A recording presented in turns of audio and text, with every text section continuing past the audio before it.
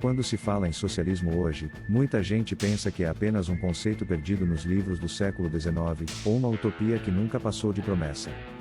Mas, na prática, existem países que ainda se autodefinem como socialistas, cada um à sua maneira, com contradições, peculiaridades e histórias de resistência. A pergunta é: quantos são? E como chegaram até aqui? Oficialmente, o mundo atual tem 5 países que se autodeclaram socialistas: China, Cuba, Vietnã, Laos e Coreia do Norte. Cada um deles nasceu de um processo revolucionário ou de guerra, carregado de ideologia marxista-leninista, mas nenhum é idêntico ao outro. Ao contrário, cada um seguiu caminhos distintos, tentando conciliar teoria e prática, muitas vezes se afastando daquilo que Marx escreveu, mas mantendo o rótulo socialista como identidade nacional. Comecemos pela China. O regime chinês nasceu em 1949, quando Mao Tse-tung e o Partido Comunista venceram a longa guerra civil contra o Kuomintang. Mao prometia construir um país independente, livre da dominação imperialista.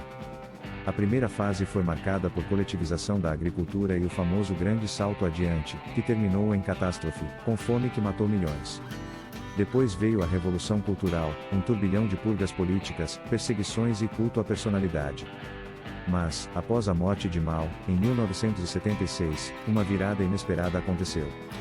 Deng Xiaoping introduziu reformas de mercado, abriu zonas econômicas especiais, atraiu capital estrangeiro e iniciou a transformação da China na segunda maior economia do planeta. Hoje, Pequim se define como socialismo com características chinesas. Na prática, há partido único, forte controle político e ideologia socialista, mas também há empresas privadas gigantes, bilionários e mecanismos de mercado. É uma fusão paradoxal, uma das economias mais capitalistas em funcionamento, governada por um Estado que se autodeclara comunista.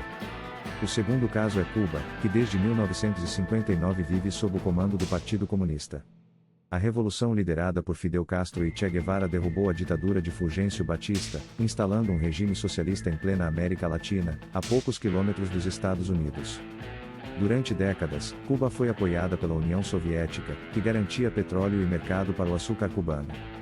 Quando a URSS colapsou, em 1991, a ilha mergulhou no chamado período especial: apagões, falta de comida, bicicletas substituindo carros, cortes radicais de consumo.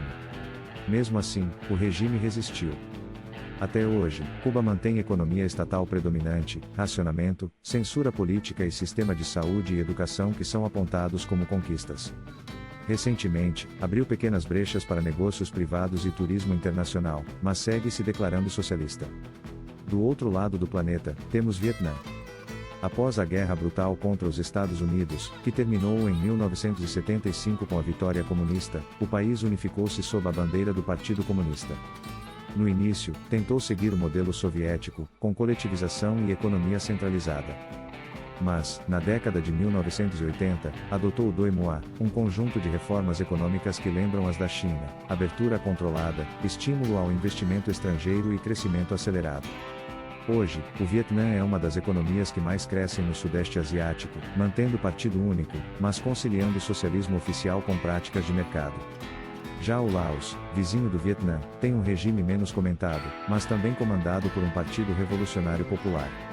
O país é pequeno, sem saída para o mar, e profundamente dependente de ajuda externa, especialmente da China. Sua economia é majoritariamente agrária, com alguns investimentos em energia e infraestrutura vindos de parceiros socialistas. O sistema político é fechado, sem oposição legalizada, sustentado por uma ideologia marxista-leninista adaptada ao contexto local. Por fim, a Coreia do Norte, talvez o exemplo mais extremo e isolado. Surgiu em 1948, sob Kim Il-sung, apoiado pela União Soviética, e enfrentou a Guerra da Coreia contra o Sul, apoiado pelos EU. O regime desenvolveu sua própria doutrina, chamada Juche, que mistura marxismo-leninismo com nacionalismo radical e culto à família Kim. O país vive sob rígido controle estatal, economia planificada, militarização pesada e quase nenhuma abertura para o mercado global.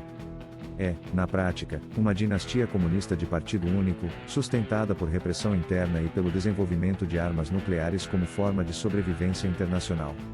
Então, quando alguém pergunta quantos países ainda têm regime socialista, a resposta oficial é 5.